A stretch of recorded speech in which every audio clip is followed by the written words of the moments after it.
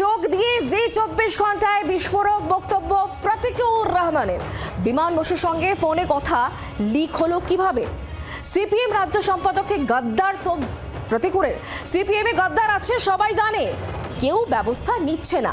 CPM কে খাদের দিকে এগিয়ে নিয়ে যাচ্ছেন মোহাম্মদ সেলিম।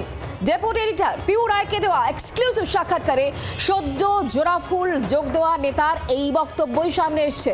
সিপিএম এর লক্ষ লক্ষ কর্মী সমর্থককে অপমান করছেন, এসবই হচ্ছে আত্মসমর্পণের পূর্ব শর্ত। পাল্টা বলছেন কে? মোহাম্মদ সেলিম।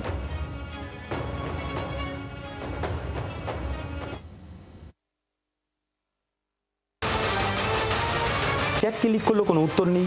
বিমান দাসের কথা হলো, লিক হলো, কোনো উত্তর নেই। তারপরে দেখলাম এক অংশের মধ্যে হঠাৎ করে এটা রটিয়ে দেওয়া হলো, ওই বোধহয় ছবিটা কুণালদাকে পাঠিয়েছে। আমি জানি কুণালদার সঙ্গে নিশ্চয়ই আমার দেখা হবে, এখন আমি কুণালদা দলের কর্মী। আমি কুণালদাকে তো অবশ্যই জিজ্ঞেস করবো যে কুণালদা, কোন রাজ্য কমিটির সদস্য আপনাকে পাঠিয়েছে? আমি হয়তো আপনার সমস্যা থাকতে পারে, আমি সংবাদ মাধ্যমে বলবো না, বাট আমার জানা দরকার।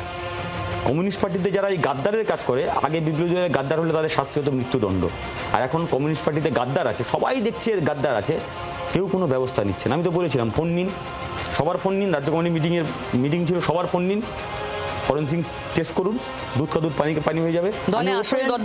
আমি ওপেন চ্যালেঞ্জ করছি, আবার ওপেন চ্যালেঞ্জ করছি, যদি সিপিআইএম প্রমাণ করতে পারে যে আমি কোথাও দিয়েছি, আমি তৃণমূল কেন, আমি পশ্চিমবঙ্গের মাটিতে কোনো রাজনৈতিক দল করবো না, যা বলবে আমি সেটা শুনবো। বেশ, দলে আসল গদ্দার কে বলবে? যারা দলের নীতি নৈতিকতা নিয়ে ছেলে খেলা করে আর শুধুমাত্র নীতি নৈতিকতার মালা জপে তারা। তুমি যা বলছো তাতে সিপিআইএম দলটা ক্রমাগত পিছনের দিকে যাচ্ছে, শূন্যর গেরো কাটাতে পারছে না। এর জন্য মোহাম্মদ সেলিমই একাই যথেষ্ট। তুমি যা বলছো, ভীষণই এগিয়ে যাচ্ছে পিউদি, বিশ্বাস করুন, খুব দ্রুত গতিতে এগিয়ে যাচ্ছে। তবে দুর্ভাগ্য হলো সত্য, সেই এগোনোটা খাদের দিকে হচ্ছে। কারণ ড্রাইভারের, বাসের যিনি ড্রাইভার আছেন, তিনি খুব সুন্দর গাড়ি চালান, শুধু ব্রেকে পা মারতে ভুলে যান। ড্রাইভারের নাম? রাজ্য সম্পাদকের চেয়ারে যিনি বসেন তিনি তো ড্রাইভার হবেন, এটাই তো স্বাভাবিক। এটা সিপিআইএমের লক্ষ লক্ষ সদস্য, সমর্থক এবং দরদিদেরকে অপমান করছেন, শুধু মোহাম্মদ সেলিমকে না। এই সবই হচ্ছে এই গ্যাংস্টারের, ওয়ান অফ দি মেজর গ্যাংয়ের কাছে, কিংপিনের কাছে সারেন্ডার করার পূর্ব শর্ত এসব কথা বলা। দুতরফের বক্তব্য শুনলেন। এই বিষয় নিয়ে আমরা সপ্তর্ষি দেবের সঙ্গে কথা বলেছি, তিনি কি বলছেন এই বিষয় নিয়ে, তার কি বক্তব্য শোনাবো।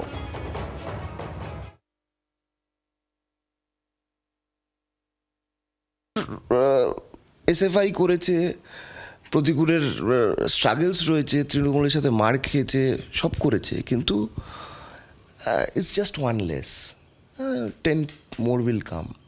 আমি উল্টো দিকে বলতে চাইছি যে তৃণমূলের লোকেরা এত আনন্দ করছে, উচ্ছ্বাস করছে, এটা আমি বলে দিচ্ছি আপনাকে যে ওদের এই বিধানসভার লিস্টটা পাবলিশ হোক, কটা তৃণমূলে থাকে আর কটা তৃণমূল থেকে ঝরে যায়, তখন আমরা দেখব মজা।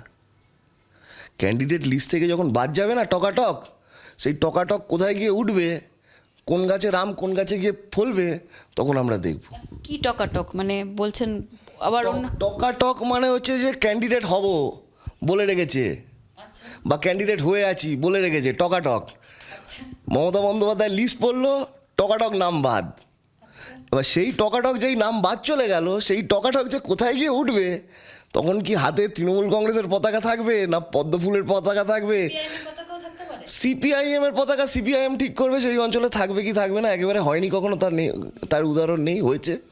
রাজনীতিতে ইলেকশনের সময় এভরিথিং ইজ পসিবল, কিন্তু তৃণমূলে চুরি চামারি করেছে সেরকম লোককে সিপিএম কেন নেবে?